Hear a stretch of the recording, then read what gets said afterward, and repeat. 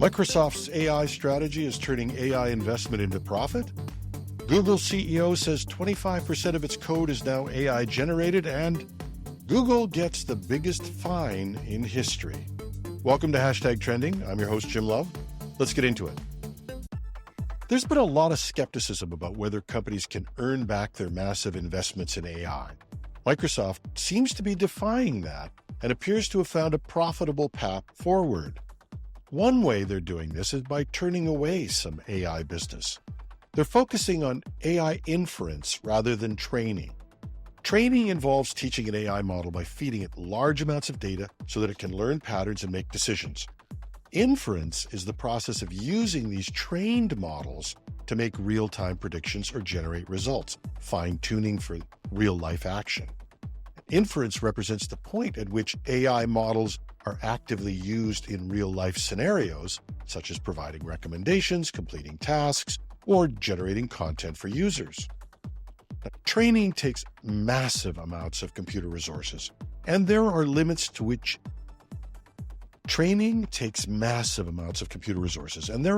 to the speed at which even companies like Microsoft can bring new cycles online.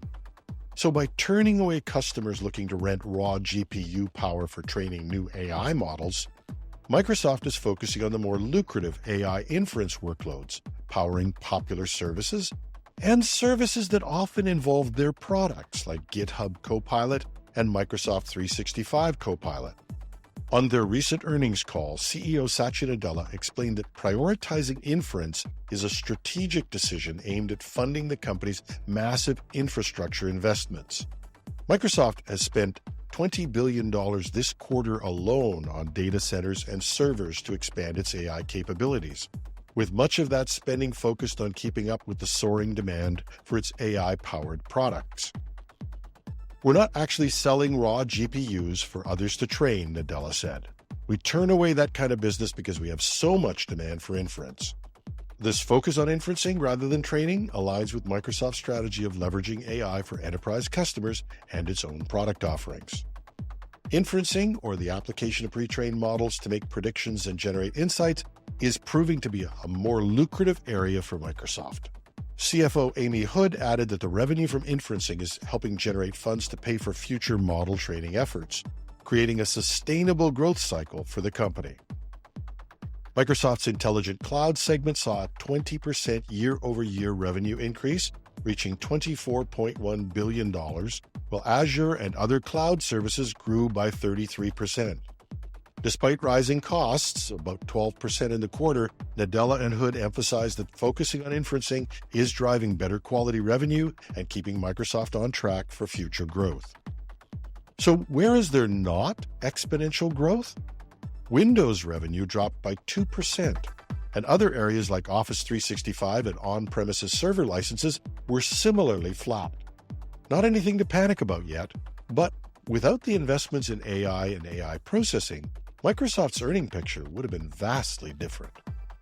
So while many tech giants are still searching for ways to make their AI investments pay off, Microsoft appears to have found a winning formula.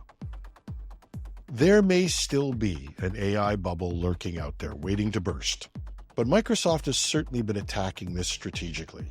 With this, and Google's huge growth spike as we saw yesterday, the approach of these two firms, rightly or wrongly, could be a pivotal shift in how cloud giants allocate their resources in the evolving AI landscape. And knocking out another piece of what might be common wisdom for those who doubt whether AI is ready for prime-time encoding, during its Q3 earnings call, Google's CEO Sundar Pichai noted that 25% of the company's new code is now being generated by artificial intelligence. But there is, of course, a catch. Pichai explained that this AI-generated code is then reviewed and accepted by human engineers. As he said, this helps our engineers do more and move faster.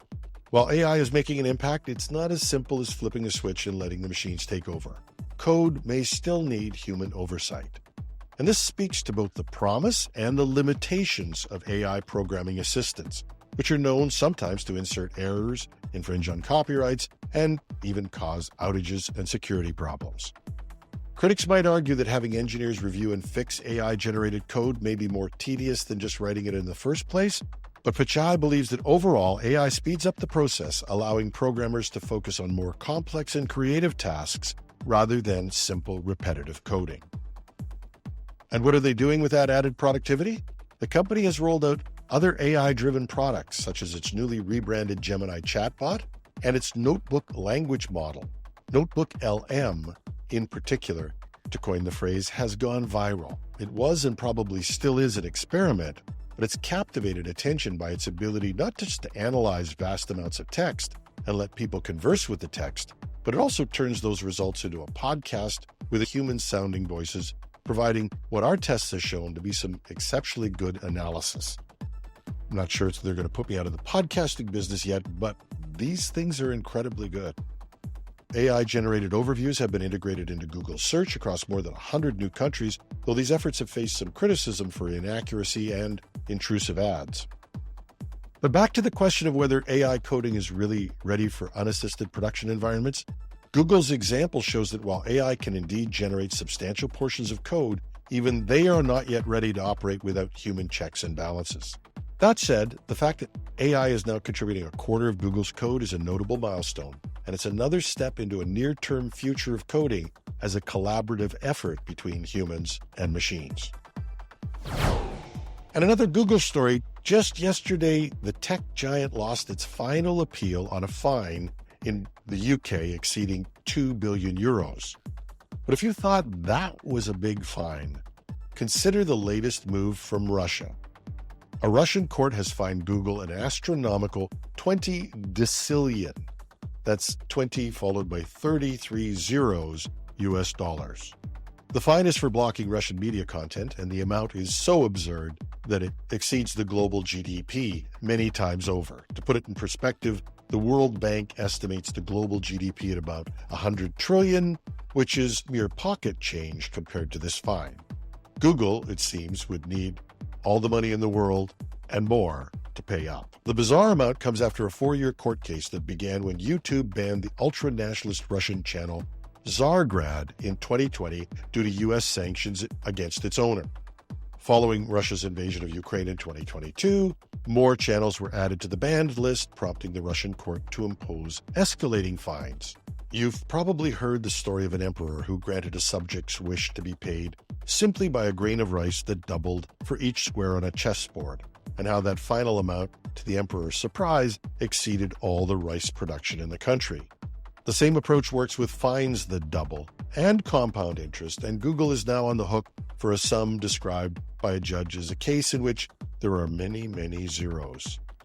Not that there's any more chance of Google paying that than there was of the emperor paying off that rice bet. Google in Russia has been inactive since 2022 after Russian authorities seized its bank accounts, rendering its operations there effectively bankrupt. Nevertheless, the fines keep piling up, and there may actually be a battle to seize any remaining Google assets, which could continue in courts worldwide. While this situation may seem a little absurd, it highlights an ongoing theme for Google. The relentless regulatory attention and increasing fines may eventually take a toll. We're not offering any opinion on the validity or necessity for regulations or fines, but even though Google and other tech companies aren't being fined $1 decillion, as one U.S. legislator famously said, $1 billion here, $1 billion there, soon you're talking about real money. And that's our show for today. Catch our AI panel this weekend as we try a new show idea we're calling Project Synapse, AI in Action. You can reach me at editorial@technewsday.ca. I'm your host, Jim Love. Have a fabulous Friday.